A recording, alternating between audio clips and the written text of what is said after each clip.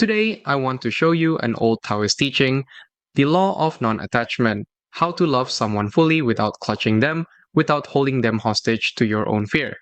Before we begin, if these calm thoughts do you good, subscribe to the channel. That way, more people find a little peace. Now, imagine something simple. A fistful of sand held in your hand, you want to keep it. So you squeeze. You close your fingers tight because you are afraid of losing a single grain. And what happens? The sand pours out. The tighter you grip, the faster it runs between your fingers. The harder you try to hold it, the less you have left. Now open your hand, slowly. Let the palm rest flat. The sand stops moving, it just sits there, still and safe, in the middle of your open hand. That is the whole teaching in one picture. What you grip too hard, you lose. What you hold gently, stays. And here is the thing. This is not really about sand at all. It is about the people we love. Maybe you know this feeling. You love someone and yet you keep checking. Checking your phone, waiting for a reply, reading the message again, wondering why they haven't answered. Needing them just once more to reassure you that everything is fine. You glance at the screen. Nothing. So you wait. The tea on the table goes cold while you wait. And somewhere underneath all that waiting, there is a quiet ache. A soft, tired feeling you don't quite say out loud. Let me name it for you. It is the ache of loving someone and not feeling safe in it. You want to hold them close, so you hold tighter. You text a little more, you ask a little more, you need a little more. And here is the strange part, the strange, painful pattern almost no one warns you about. The tighter you hold, the more they seem to slip away. The more you reach for reassurance, the further they feel. The harder you grip, the more sand pours through your fingers. You are doing everything you can to keep them close, and somehow that very effort seems to push them back. Sit with that for a moment, because it makes no sense, does it? You are not cruel, you are not cold, you love this person, you are trying so hard to keep love close, so why would trying harder be the very thing that pushes it away? Why does the grip meant to hold love begin to crush it? This is the question. This is the ache under the ache. And I want to sit here with you inside it for a moment, one hand still full of sand, before we go looking for the answer. Because there is a difference. A quiet, important difference between keeping someone close and clutching them so tightly you can't breathe. And most of us, gently, without ever meaning to, confuse the two. So what is the difference between holding someone close and clutching them so tightly you crush them? An old Taoist image answers it. A river and a stone. A river does not fight the stone. It flows around it and still arrives. Think about that for a moment. The water doesn't argue with the rock. It doesn't try to make the rock softer, smaller, different. It simply moves gentle and patient, and it reaches the sea anyway. That is the difference between holding someone close and clutching them. Love that flows does not need to control the shape of the other person. It lets them be who they are, their moods, their silences, their own strange edges, and it still stays close. It still arrives. Now, here is an older image. Imagine a small bird landing on your open palm, light as a breath. It rests there because nothing is holding it. Nothing is forcing it. And in that stillness, it stays. But watch what happens if you want to keep it. You close your fingers, slowly, carefully out of love. You close them. And the bird panics. It feels the cage forming around it and it flies.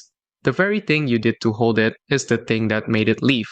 What you grip too hard, you crush. A flower, a handful of sand, a person squeeze and it slips or it breaks every time. So let me say the quiet thing underneath all of this. Clutching is not love, it only looks like love. It wears love's face and speaks in love's voice, but if you listen closely, it is fear. Fear wearing love's clothes, fear of loss, fear of being left, fear that deep down you are not quite enough to make them stay. And fear is clever. It hides inside small, ordinary moments.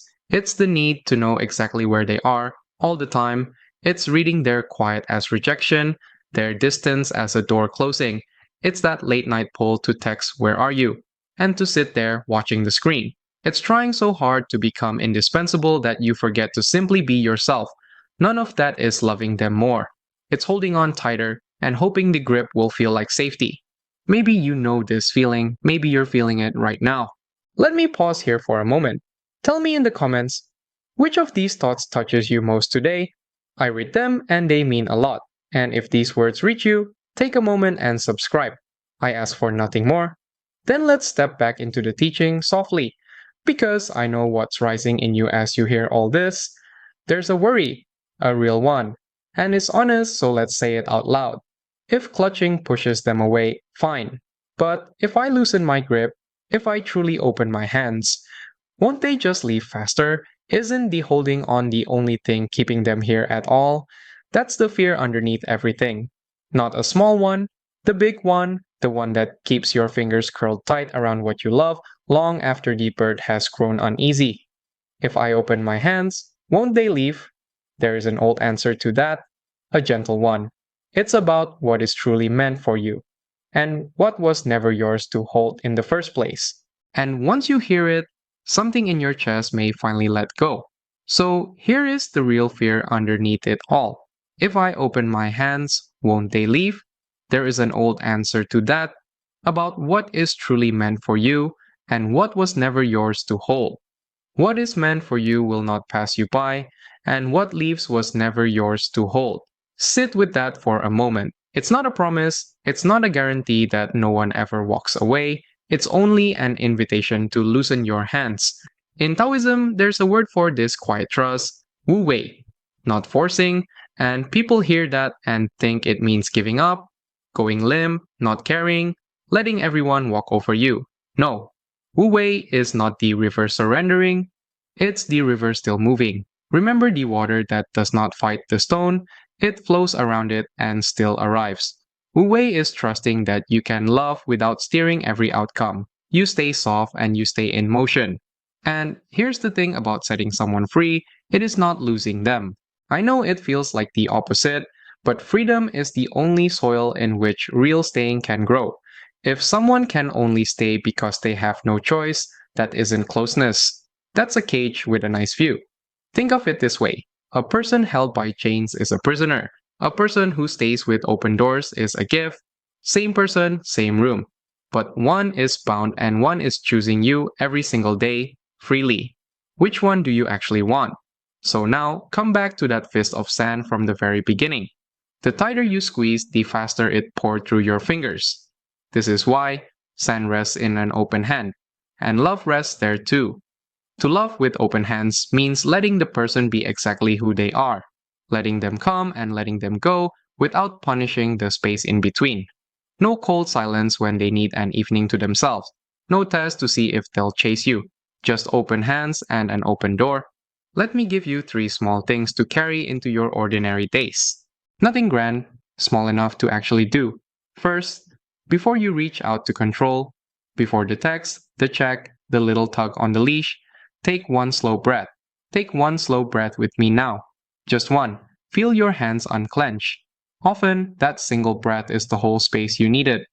Second, when the fear rises, name it as fear, not as truth. Say quietly to yourself, this is my fear talking, not proof of anything. Fear wears love's clothes, remember? Naming it undresses it. Third, each morning, silently wish the person you love their own freedom. Just once, in your heart. May you be free today. It softens something in you before the day even starts.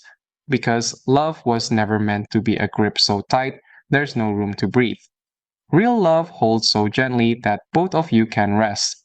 Both of you. 2 people at ease, doors open, the space between them warm instead of guarded. What you set free is often what truly stays. This is an old teaching, not a law. So take what serves you and leave the rest. And may your heart grow a little lighter today, a little more open. Your hands resting easy, with room enough for love to stay.